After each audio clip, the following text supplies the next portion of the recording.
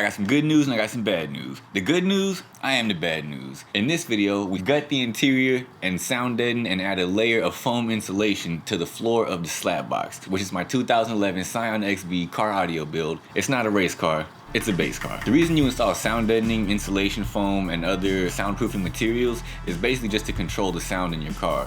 What you're trying to do is eliminate sounds from inside that aren't supposed to be there and keep the sounds that are outside from getting inside. It's easier for your speakers to produce noise because they're not fighting other sounds and they're not fighting the vibrations. So sound deadening adds weight to whatever you're applying it to, which basically just makes it less prone to vibrating. It's considerably heavier.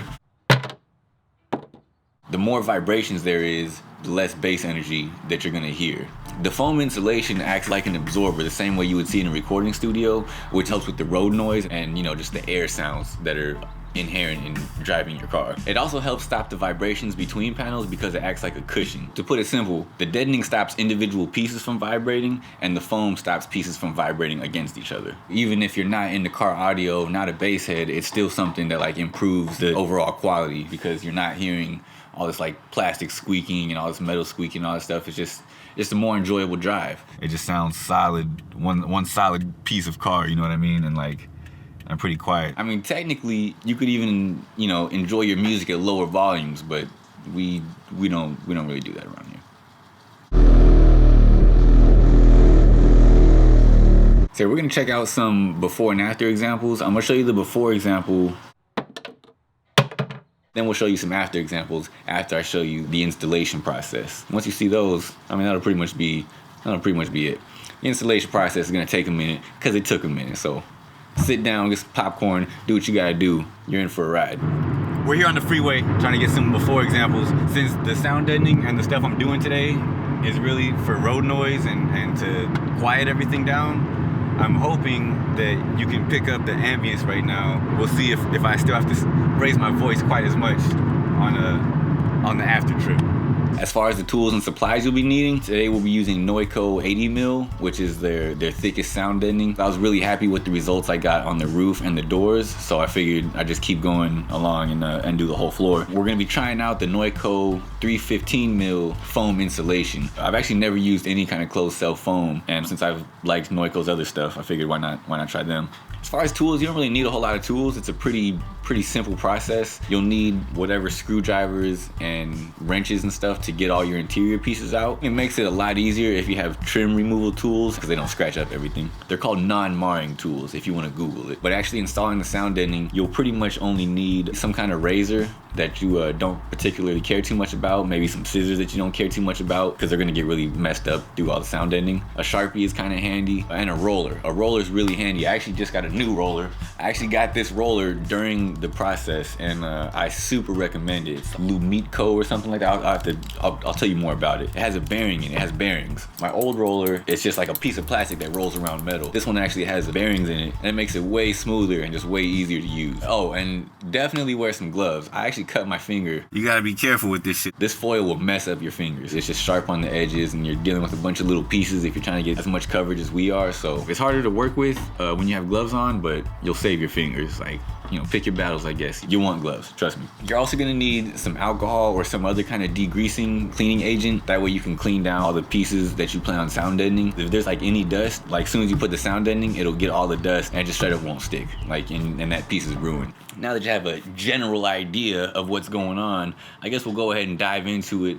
And while I'm showing you the process that I did, boom, I'm gonna do my best to give some tips and tricks that are relative to the floor and specifically to the Scion XB, just because that's what we're using. The process isn't too difficult, it's just time consuming. That's the main thing with this. It's not hard, it just takes a long time. Only took a week. I started 10 o'clock Monday morning. I didn't finish until probably 11 p.m. Friday night. My videos are not tutorials. This is more of a watch me do it, and hopefully we'll both learn something. You know what I mean? So we're learning this together. Don't come to me and say that you tried my techniques and they failed you, because hey, they didn't do me all that great either. All right, so installing sound deadening is a super easy process. Basically, you're just gonna remove everything that needs to be sound deadened or everything that's in the way of what you're trying to sound deaden. The first thing I removed was the box because, shouts out to the homie Victor, the biggest thing in the way. And then I removed the amp and the amp rack. You got the garden hose hanging out. After that, it was the back seat, which was the bottom, which just kind of pops out, and then the backs, which you have to actually unbolt, and then the little frame that the back seat is sitting on. All the removal process is super easy. You just pretty much need a 10mm socket and you're good. Next, I took out all the trunk pieces, like the carpet and I actually hit these already. The thing around the spare tire, you know, all that stuff. I think after that was the center console, because I struggled for a minute before I realized you have to pull out the back piece, and then it was super easy.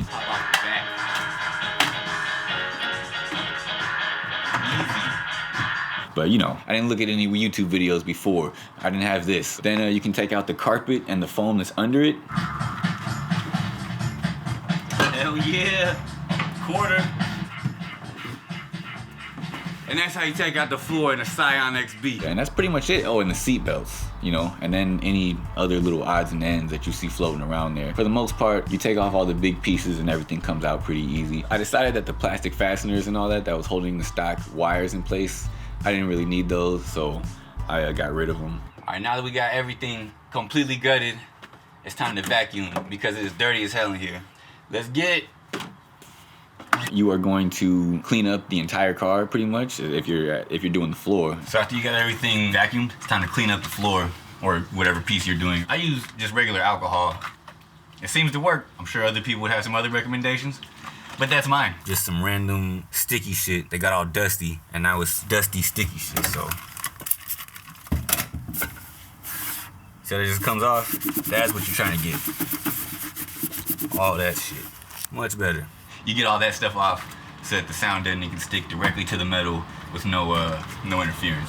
And like, it doesn't have to be the best job in the world. It's like, it doesn't have to be spotless. The cleaner the better, obviously, but like, if it looks clean, it's clean, you know what I mean? If you can run your hand on it and there's not a whole bunch of sticky shit or a bunch of, you know, little rocks or pebbles or whatever, like, you're fine.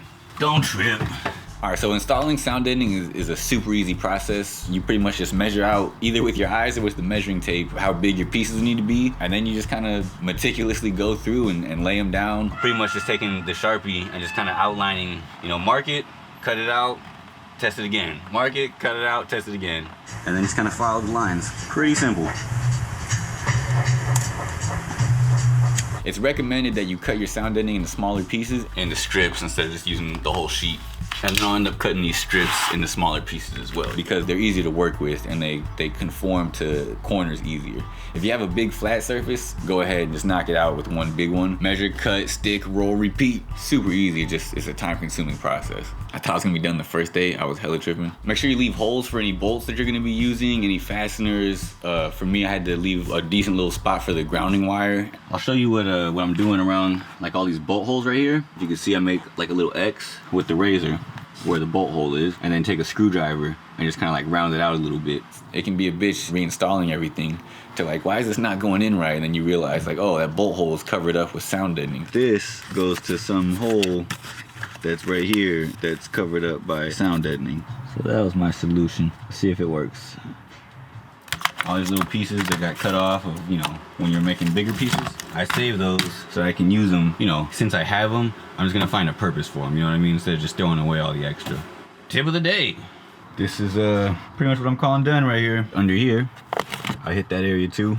Since we're gonna be adding foam insulation to this, we're also after that gonna use our alcohol or our degreaser and spray down the actual foil of the sound deadening. Just wanna make sure it's clean, then you can apply the foam. I'm about to do this first piece of foam and roll it out. The foam's actually the same process, just gonna clean up the sound deadening, measure, cut, stick, and roll. Same exact process. The foam's a little less forgiving, like you can't bend it quite as much as you can the sound deadening. Like it'll conform within a corner, but it won't go on the outside of a corner. The foam is a lot easier to roll because it's super, super sticky. More sticky than the sound deadening. Once it touches, it is on there. When you pull it up, you're actually gonna damage the foam. I definitely recommend cutting it up into smaller pieces unless you're doing like a big flat surface. After you install the foam, it can be kind of difficult to reinstall everything because everything fits a lot tighter. After the foam is installed, you can pretty much start putting the car back together in the opposite order that you disassembled it in. And don't even trip if you get like halfway through the reassembly process and you find that one piece that you're like, oh, this is where that goes, and you gotta take everything apart and put it back. Like, it happens.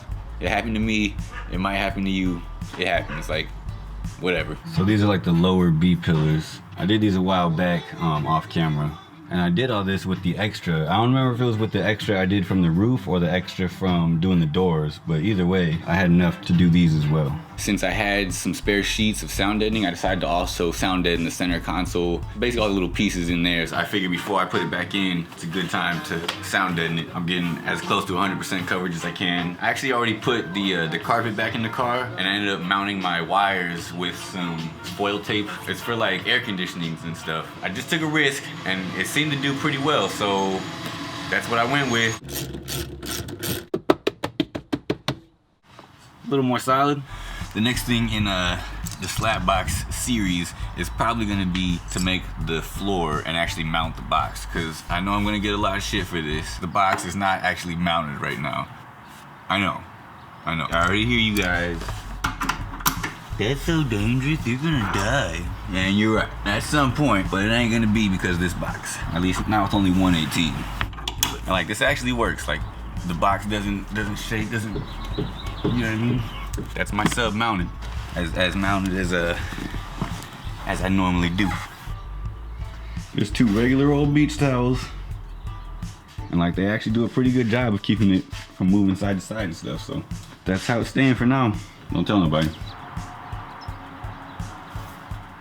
A little cleaner with the wires. I mean, still need some work, but you know, to be honest, I just kind of wanted some bass. So yeah, now we'll check out the after examples. This is going 77 right now. This is what it sounds like going 70. I feel like I'm still having to raise my voice a little bit, but not nearly as much as I was before.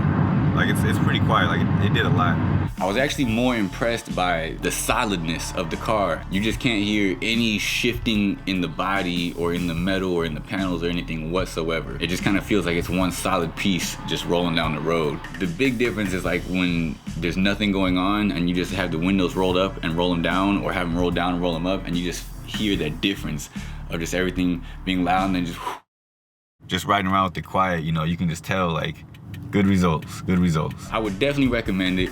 I would definitely do it again. And for bass heads and for car audio people, or even just somebody who wants better sound in their car, it's a requirement. For the price, like you get such a huge difference. And you know, just not hearing all these little plastic panels squeaking together, and it doesn't seem like a lot, but like when you're actually in the car and you see how quiet it is when you're done, makes a big difference. Granted, it's a lot of work, but hey, you know, sometimes that's what you gotta do if you want the results. Yeah, that's how you sound deaden the floor and add foam insulation to a Scion XB 2011. DaSlapBox edition, if you have that one, which I know you don't, because this is the only one. Anyway though, I'm going to get out of here. Oh, you know what? Thanks for viewing. Thanks for checking out the videos. I've actually been starting to see more viewers, more engagement, you know, more comments and stuff, and it's really cool. So I really appreciate that. I'm still, obviously you could see my subscribers, you could see the views. Like I'm still pretty new at all this. So like I like really truly appreciate each and every view and each and every comment. Like even the bad comments, like you still watched my video and took the time to comment on it. So hey, I'll consider it a win. So anyway, if you like the DaSlapBox videos like this one, comment, let me know what you liked, let me know what was helpful, or let me know what I can do next time, or if you have any suggestions for videos I can do in the future. I would love to know. Subscribe while you're at it, and hit me up on Instagram at DaBadNewz, DaBadNewz. That's where I post like stuff as it's happening in the stories and Instagram type shit. So yeah, hit me up on there, and I always hear the bad news first. Start. He actually helped me do the floor. He saw the results and he was kind of convinced. Just deadening the doors yesterday and putting some sound deadening on the metal outside was crazy. Noico, I'm buying a load more.